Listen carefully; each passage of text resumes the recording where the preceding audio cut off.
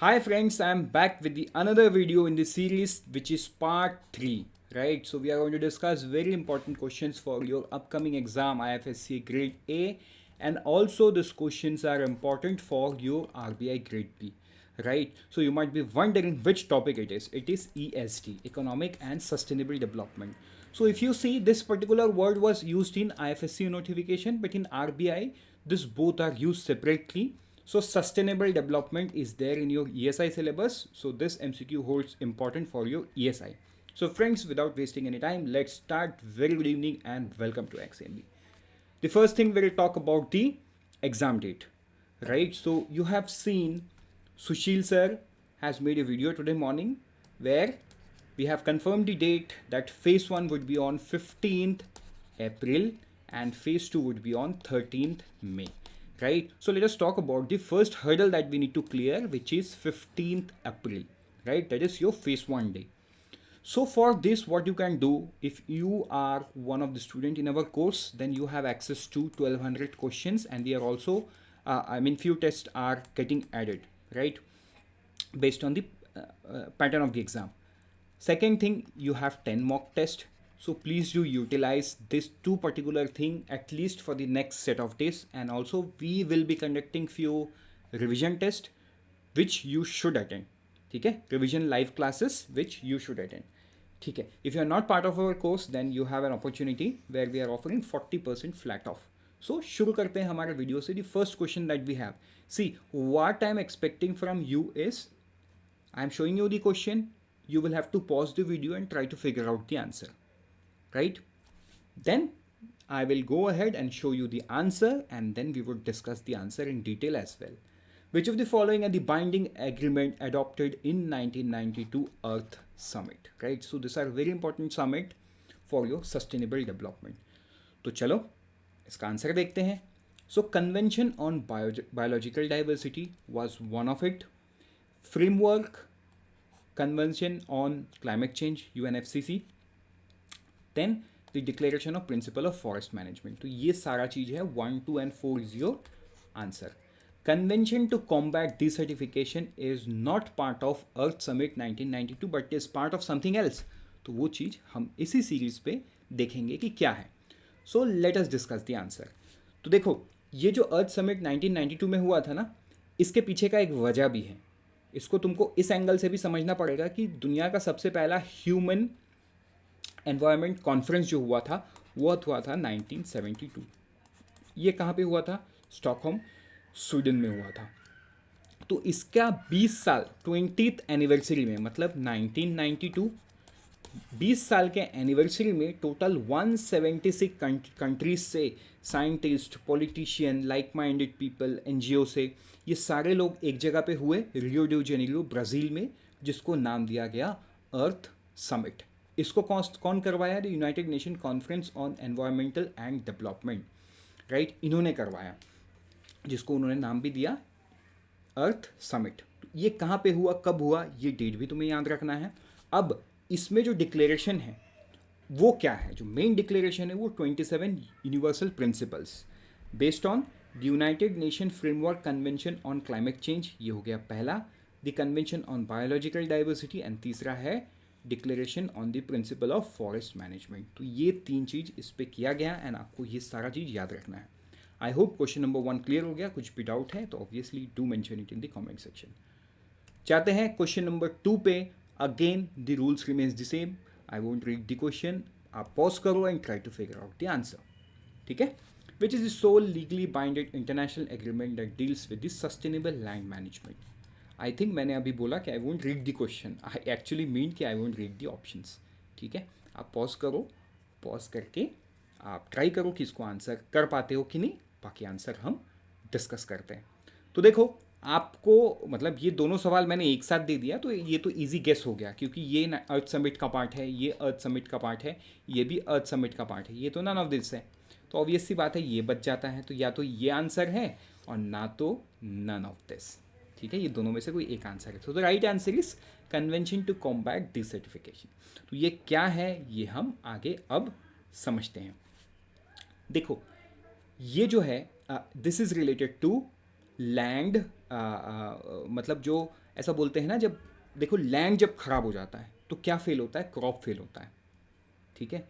तो जिस वजह से माइग्रेशन होता है, कॉन्फ्लिक्ट होता है, अब खाना नहीं मिलेगा बट लोगों को भूख लगेगा, तो लोगों को तो कॉन्फ्लिक्ट होगा ना, लोगों में कॉन्फ्लिक्ट होगा। मतलब अगर आप एक करंट अफेयर के कीन फॉलोअर हो तो आपको याद होगा, ये पिछले वीक की न्यूज़ है कि पाकिस्तान में कुछ लोगों का मौत हो गया बिकॉज पाकिस्तान की गवर्नमेंट जो है वो वीट फ्री ऑफ कॉस्ट लोगों को बांट रही थी and there were so many people to collect those wheats. मारपीट हो गया, इतना मारपीट हुआ, इतना ज़्यादा स्टैम्पेड हुआ कि वहाँ पे कुछ लोगों ने अपना जान खो गए, राइट।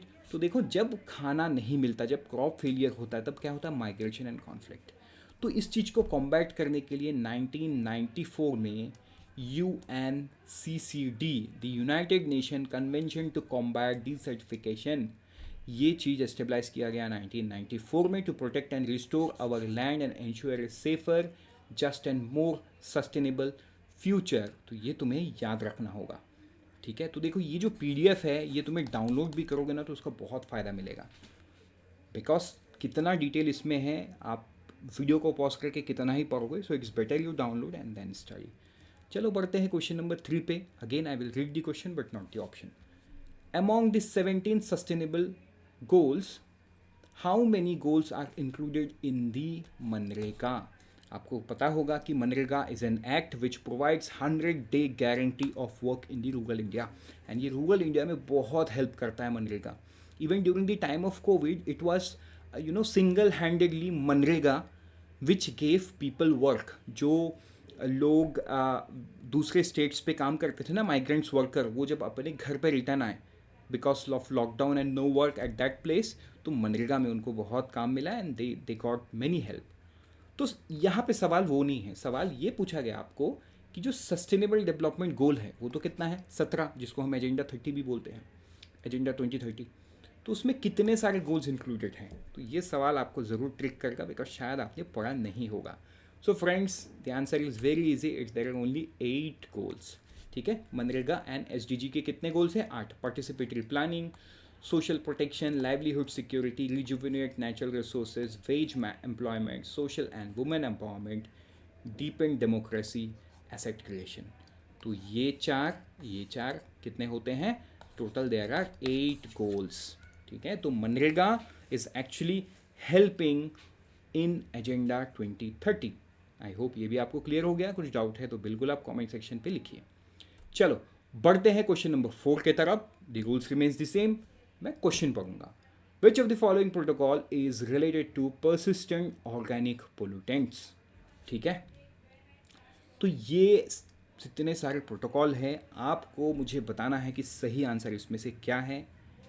आई होप अब तक आपने वीडियो पॉज करके अनपॉज कर दिए हो और आपको आंसर भी मिल गया है। तो इसका जो आंसर है आरुस प्रोटोकॉल है। तो मैंने सिर्फ आपको आंसर नहीं बताना है, मैंने तो ये भी बताना है कि ये सारा चीज़ क्या काम का है, सो दैट आपको एक क्वेश्चन से 6 फ़ायदा हो। चलो बढ़ते हैं आगे और हम देखते हैं प्रोटोकॉल अलग अलग जो है अलग अलग चीज़ों के लिए है। जो पहला वाला है this is convention on biological diversity, right. ये सितंबर 2003 से इन्फोर्स में है। आरोस प्रोटोकॉल जो है ऑन परसिस्टेंट ऑर्गेनिक पोल्यूटेंट्स के लिए है। 1998 में ये सामने आया, ठीक है। जो रियो प्रोटोकॉल है ये किसके लिए है, to combat desertification, the united nation framework convention on climate change, UNFCC, तो ये दूसरे काम के लिए है। मॉन्ट्रियल प्रोटोकॉल किसके लिए है, ये फाइनलाइज 1987 में हुआ, to protect the stratospheric ozone layer by phasing out the production and consumption of ozone depleting substances, ये था मॉन्ट्रियल प्रोटोकॉल।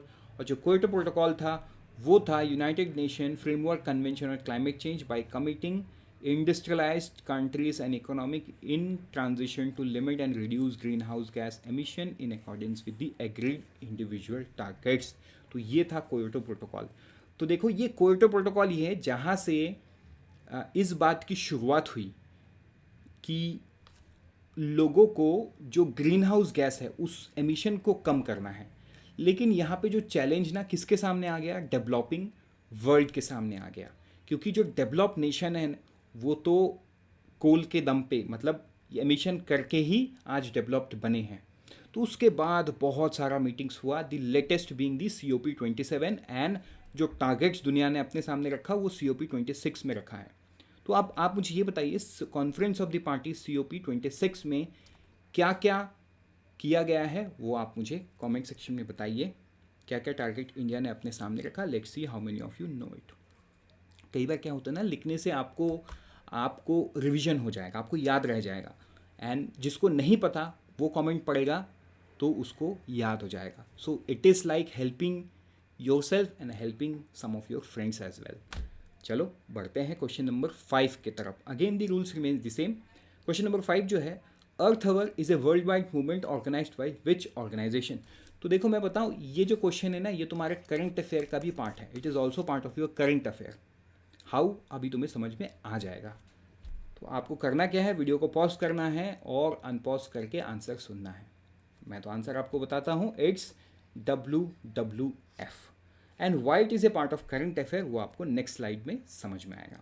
तो देखो, ये जो अर्थ आवर है ना, ये वर्ल्ड वाइड फंड नाम का एक ऑर्गेनाइजेशन है, जिन्होंने सिडनी में ऑस्ट्रेलिया में 2007 में शुरू किया था।